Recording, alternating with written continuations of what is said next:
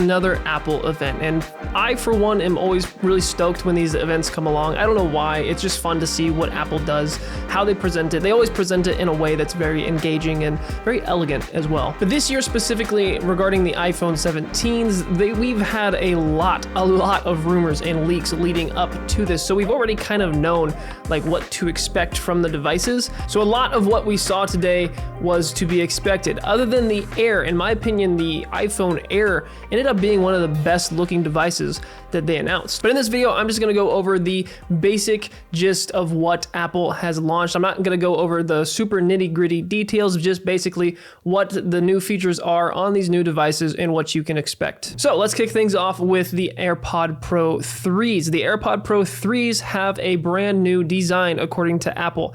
And in the past, for me at least, the AirPod Pro generations have not worked for me in terms of how they fit in my ear. The first generation and the second generation both did not fit. They hurt my ear or they fell out. And also they actually ended up just not sounding good at all either. I don't know if I got lemons or what happened, but my experience with the Pro series has not been good. According to Apple now, the AirPod Pro 3s have addressed that issue, because I know a lot of you out there as well kind of suffered that same thing with them not working super well in your ear. They made the AirPod Pro 3s smaller, and actually, if you look closely, they resemble the AirPod 4s a little bit. I currently use the AirPod 4s as my main daily driver for just listening to music, watching media on my phone, things like that. And the AirPod 4s actually work quite well. They've felt good in my ear, they haven't fallen out, and they don't strain anything. So if they do actually move closer to the design of the AirPod 4s, then I don't know, maybe the Pro 3s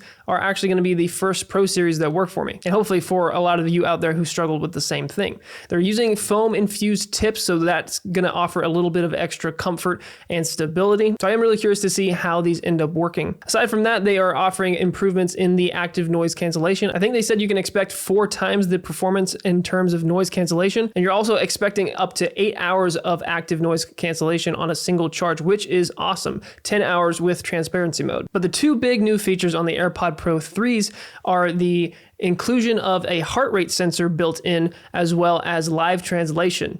Now, live translation is really cool, and it's honestly not going to be a huge feature that I use a lot, but for a lot of you out there, I know it's going to be game changing. It's basically allowing you to have a conversation with someone who's speaking a different language in real time. You're going to get a live translation of whatever the person is saying to you in your AirPod ear. Now, I'm really curious to see how this actually works in the real world, how well the levels are balancing to where, you know, what you're hearing versus what the person's actually saying. I don't know. It seems like it'd be hard to navigate something like that, but I know Apple will probably do it in a really seamless way. Now, in terms of communicating back to the person, if they don't have any AirPod Pros, you can just display your iPhone up and talk to the person, and it will translate for you onto your iPhone and they can read. But if the person does have a pair of AirPod Pro 3s, that's where you can basically just straight up have a live conversation with this person as you're both speaking a separate language, but you're actively understanding each other. So that's pretty cool. That's something that I would love to experience in real time in the real world and see how well it actually performs, because it is one of those features that's like, that's straight out of a movie. And if it does work well, I know it's going to be game changing for a lot of you out there. The heart rate sensor is also cool. Not a huge deal for those of you who wear smartwatches like your Apple Watch, like your Garmin, because you're already getting everything that this would be offering from that device. But this is awesome for those of us who don't wear any smartwatches, who would prefer, especially like working out, would prefer not to have something on their wrist. This is going to be a great feature, and this is going to be really cool to also just test out the features and see in real time, in the real world, how well does this work. It's something that I plan to test out quite a bit once I get my hands on it. You can still get the Pro 3s for $249. Awesome to see there was no price increase with the additional features. The Pro 3s was honestly probably one of the more like gotta have it items that Apple introduced today. There's a lot of awesome functionality coming to the Pro 3s that is going to offer a lot of great features to a lot of people out there. So I could definitely see these being one of the better like performing items that Apple has in terms of sales. Moving on to the watches, you get the Series 11, the SE3, and the Ultra 3.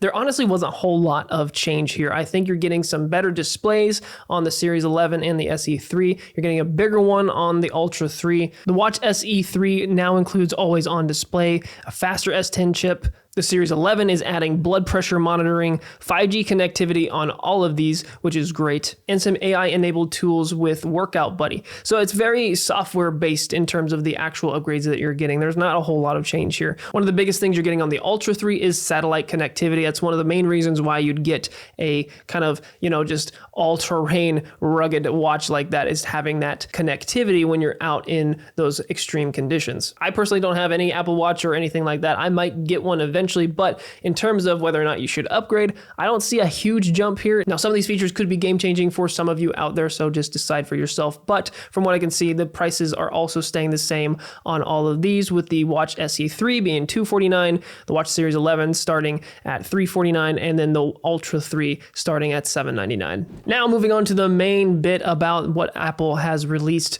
in this event, the iPhones, starting with the base iPhone 17.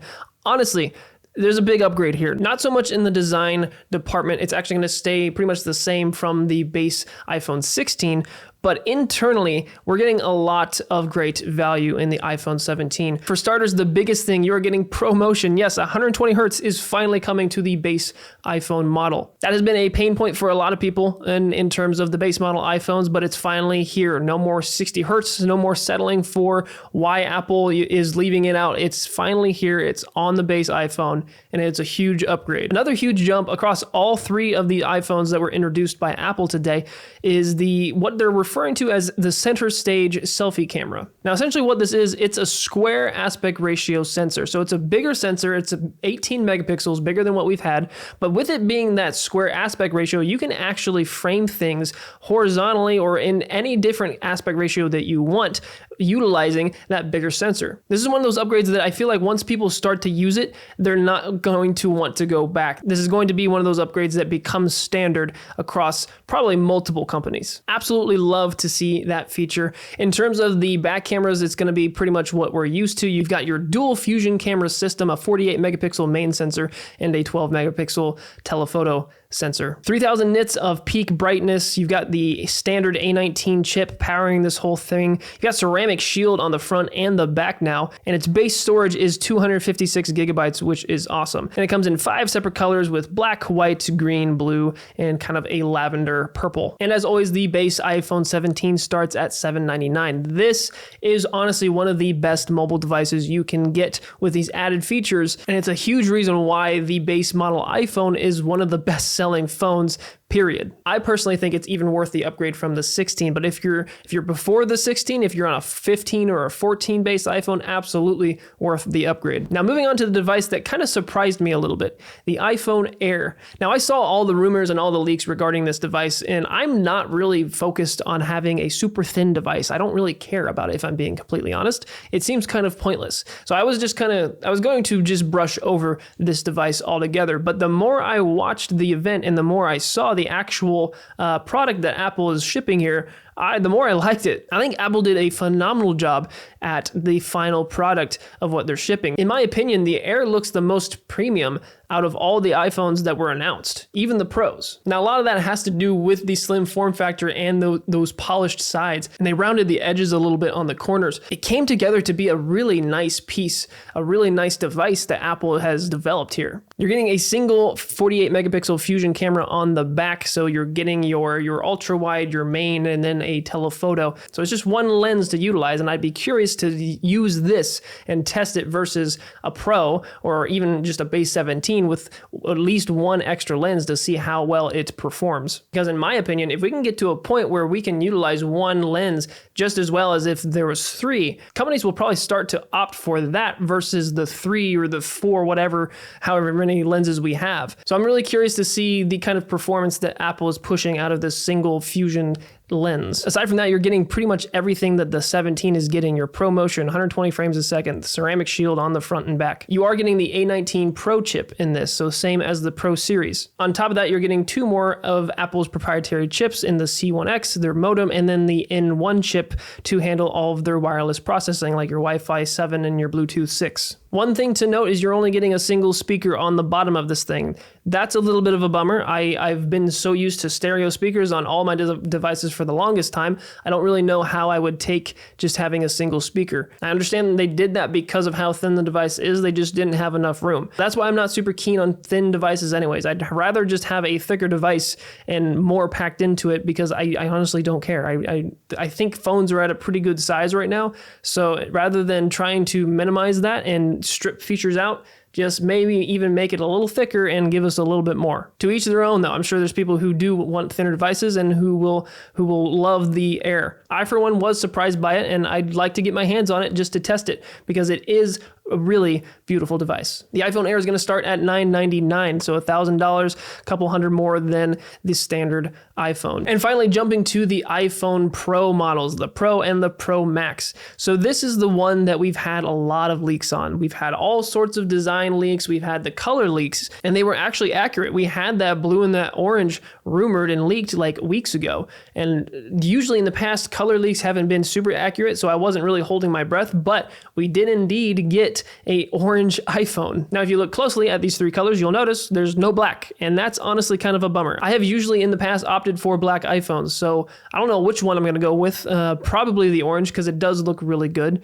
But in terms of the actual design, I've had a lot of time to mold this design over and just get used to it, so it didn't take me by surprise by any means, especially to us tech people who are always involved in rumors and leaks and stuff.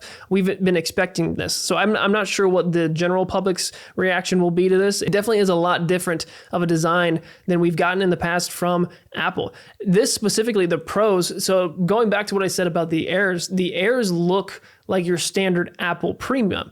The Pros look kind of like if the Apple Watch Ultra was a phone, if that makes sense. It looks rugged. It looks like it's built for performance. And that's something I don't mind. Getting into the build quality, we are getting a unibody design. It is all aluminum. And to my understanding, Apple is doing that for the heat dissipation, the temperature control, but also it's just going to be super durable as well, which I'm all for that. In terms of temperature controlling, we are getting a vapor chamber in this iPhone as well, first time. So they're really addressing, I think, a lot of the issues that have been kind of grievances from people with the past two iPhones specifically. Like me, the iPhone 15 Pro that I got, I know that thing got really hot and the battery life was terrible, quite frankly. And we are getting bigger batteries in the 17 Pro lineup. I think the Pro Max, the eSIM version, we're getting a over 5,000 milliamp hour battery. So they are addressing all these things. And like I said, they're really leaning into more so the performance side of things. You've got your ceramic shield on the front and the back on this one as well, although the one on the back is just that little cutout for MagSafe and your wireless charging. So it's a little chunk of ceramic shield, but it is there. In terms of the camera system, we are getting 48 megapixels on all three, your ultra wide, your telephoto, and your main. The telephoto is really cool. You're getting a 48 megapixel up to 4x on this one, down to a 2.8 aperture. And then when you zoom into that 8x zoom, you're getting a 12 megapixel, 200 millimeter equivalent, also down to a 2.8 aperture. So the camera system on this, specifically the telephoto, got a lot better, and I'm really curious to try it, especially for portraits and really testing the kind of background blur, that bokeh that you can get from a smartphone. Video capabilities are staying pretty much the same. You're getting that 4K 120 that we got with the iPhone 16. You're getting ProRes Log, but on top of that, you're getting ProRes RAW now, as well as GenLock. Two features that are a very welcome addition, although I don't think more than 10% of the population will use them. But the 8 Pro level lenses that Apple is advertising you get with this thing is a 13 millimeter ultra wide, your 24 millimeter, your 28, your 35, your 48, all very versatile from landscape up to portrait level stuff. But then you're also getting a 100 millimeter and a 200 millimeter. So you're getting those super telephotos as well as that upgraded 18 megapixel selfie camera. So all in all, you are getting a performance beast out of the 17 Pros.